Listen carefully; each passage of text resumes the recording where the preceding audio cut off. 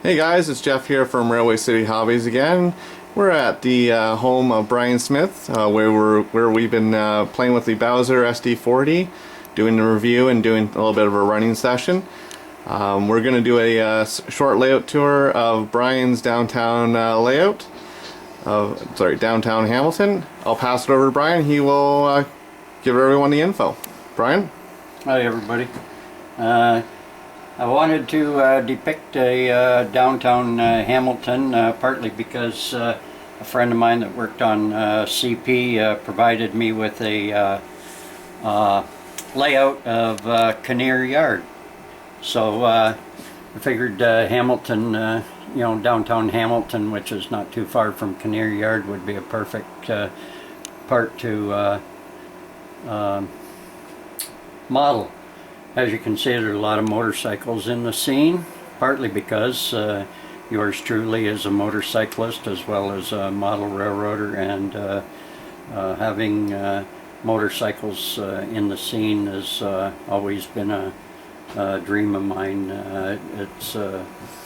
If you look at the one little scene on the in front of the Harley shop, you'll see two guys with their hands up in the air.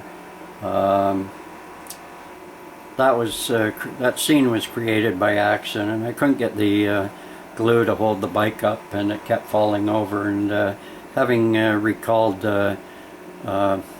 incidents such as that myself, I figured, what the heck, I'm going to leave the bike on the side, and the guys are just, throwing their hands up in the air because they've just realized they've dropped a $25,000 motorcycle on its side trying to get it off the truck. So it's a scene that's been duplicated many times by Harley riders.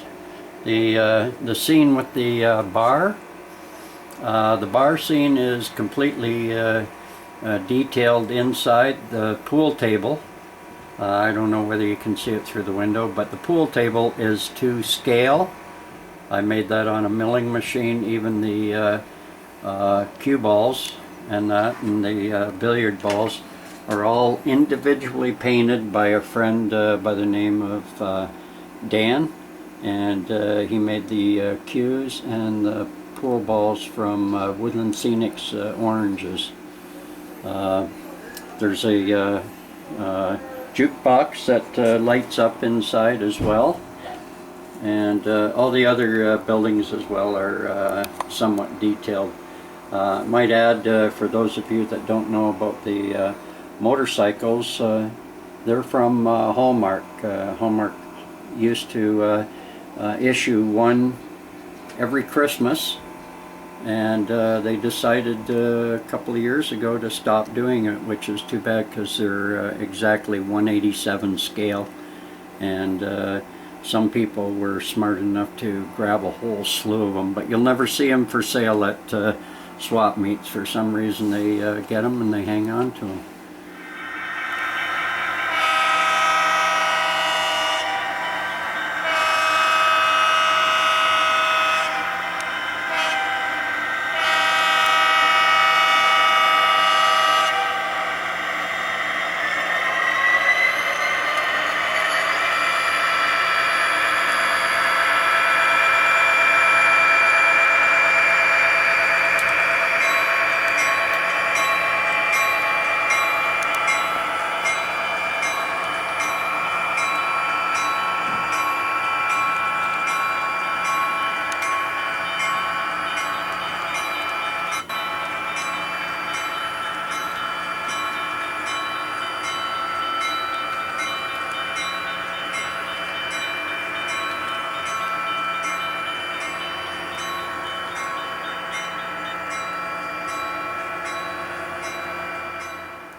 This is just a little scene that I created. A friend of mine, Jim Sloan, weathered the sea container and the little building I bought off of Doug from Doug's Trains many years ago. And the scene there's the superintendent or road foreman is issuing orders to his workers about the new backhoe that the railroad just acquired for them, and he's kind of laying the law down to them. As you can see, they're all union because they've got their foot on the shovel, and one guy's standing there drinking a pop, I hope, on company time. And those are the Rapido units in the background. I gotta tell you, those Rapido units are two of the nicest locomotives that have come out in a long time. They're great runners. No matter what Jason tells you, this train pulls 35 cars with no problem around sharp curves. But I know he likes you to buy 3 or 4 or 5 of them, so try and help him out by buying that many.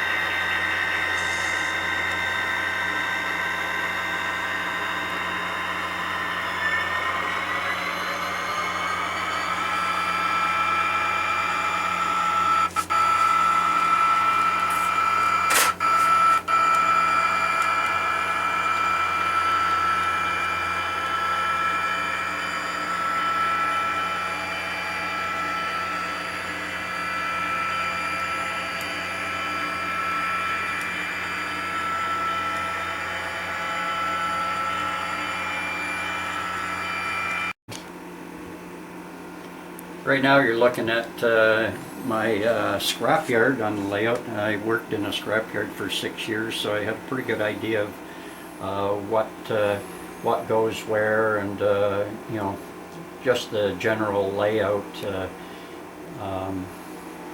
It just seemed like a natural thing. I've always been fascinated with Larry's Truck and Electric. If you ever go on their website, all you can see is locomotives for as far as the eye can see, and they either scrap them or cut them up into pieces and salvage whatever they can, and that's what I kind of wanted to model on the layout, but it was much easier just to do the scrapyard. The load of scrap that you see there with the orange truck stacked on top, that's made from copper brass rads. If you pull an old copper brass rad apart, they look like an accordion. What you do is you just pull it apart and cut it into little strips, and it looks like 4x8 sheets of sheet metal.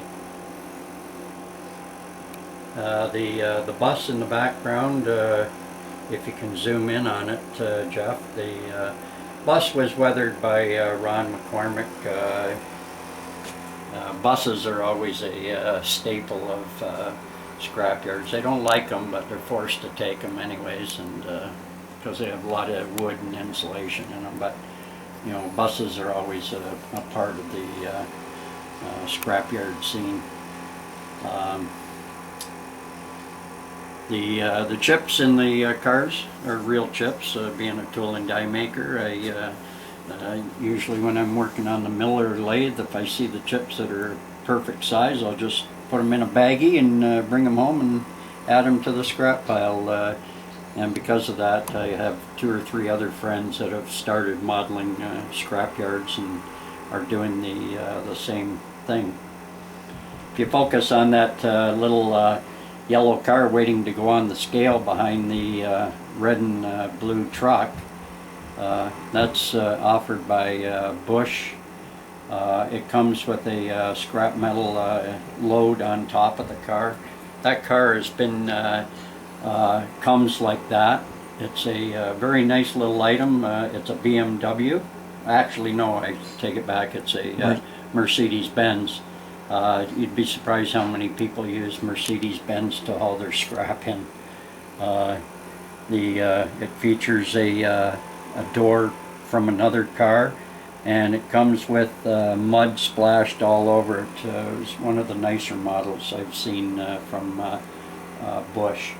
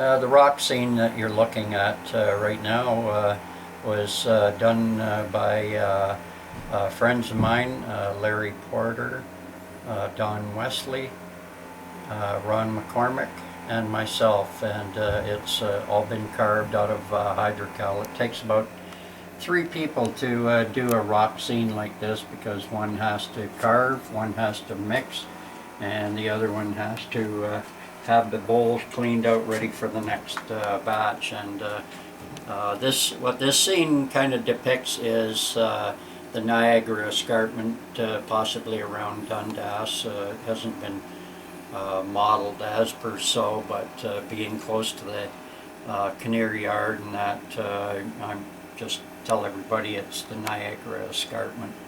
And I have a long passing siding here where trains meet and pass each other.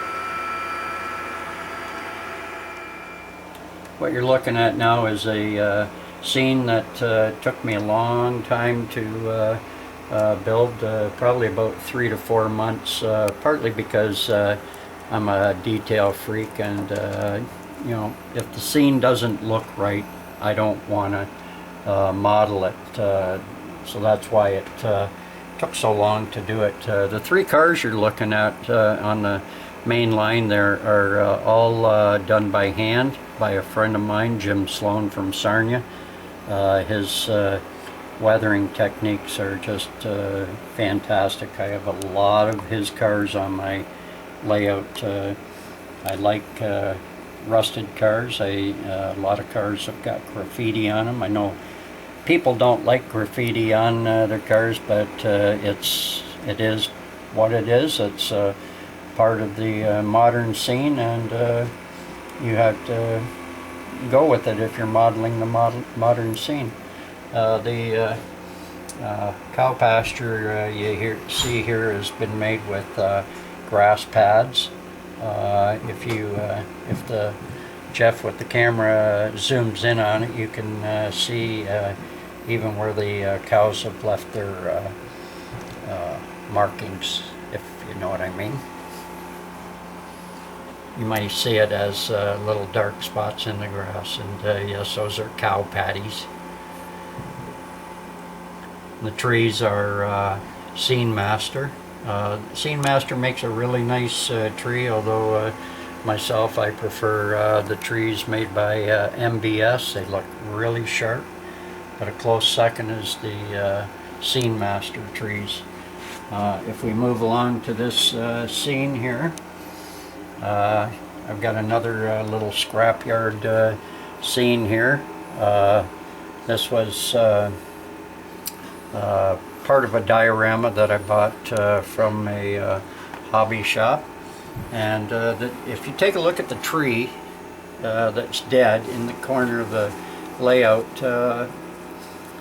I bought that tree. It was, I believe, $15 just for that tree in the package, but I wasn't going to balk because I knew right off the bat, the minute I saw the tree, what I was going to do with it, and that was to have all those barrels of oil stored around it, and subsequently all the oil is leaked into the ground, killing the tree. But it's those little scenes that really capture the essence of a small backyard scrapyard.